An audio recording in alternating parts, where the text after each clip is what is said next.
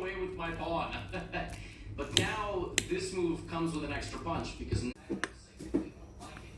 Because you can take it, and now they can't take back the pawn in front of their king. They would have to do this.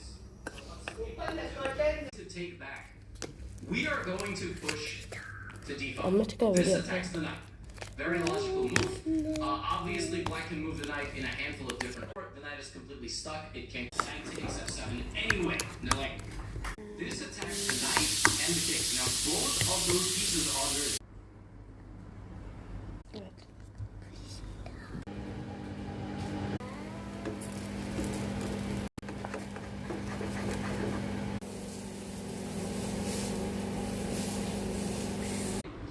The computer obviously knows the best moves. The computer says you can take with check, but no one's going to do that because they've just